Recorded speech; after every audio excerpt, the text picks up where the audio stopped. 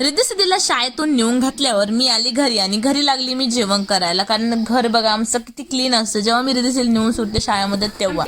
आणि इकडे मग रिद्धी-सिद्धींचं संध्याकाळी मी रिद्धी-सिद्धीला शाळेमधून आणलं. शाळेमधून आणल्यानंतर इकडे माझे हस्बंड रिद्धी-सिद्धी बघत होते मकरंद अनासपुरेचे पिक्चर, आणि ह्याच पिक्चर मी लहानपणी बघितलाय आणि मला लहानपणीची आठवण झाली.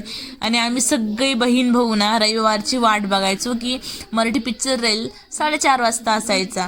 आणि खरं लहानपणीच्या आठवणीत खरं खूपच भारी वाटतं. आणि इकडे मी करत होती मेथीची भाजी. दररोजची भाजी कंटाळून मी एक नवीन यूट्यूबर बघितली होती. इकडे चालू होता माझा रिद्धी-सिद्धीचा अभ्यास घेणं. मी रिद्धी-सिद्धीचा अभ्यास घेते. लोक लावता लहान लेकरांना ट्युशन, पण मी माझ्या रिद्धी-सिद्धीला ट्युशन न लावता घरीच मी अभ्यास घेते. आपल्याला कळतं की आपल्या लेकराला कशामध्ये प्रॉब्लेम आहे, कशामध्ये येतं आहे, कशामध्ये येत नाही, आणि आपण व्यवस्थित त्यांना सांगू पण शकतो. ट्युशनमध्ये खूप सारे मुलं असतात आणि मॅडम कोणाकडे लक्ष देणार आहे. शाळेचा सिलेबस हा मागे आहे तरी आम्ही आमचं पूर्ण बुक कंप्लीट झालेली, तरी मी त्यांचं रिव्हिजन घेत होते रिद्धी-सिद्धीचं, कारण पेपरमध्ये त्यांना चांगले मार्क्स पडेल. आणि चांगल्या मॅडम ज्या मुली हुशार असतात मॅडम ते पण त्यांच्याकडेच लक्ष देतात, म्हणून मी रिद्धी-सिद्धींना परफेक्ट केलेल्या आहे अभ्यासामध्ये. आणि इकडे त्यांना सगळ्या गोष्टी येत आहे.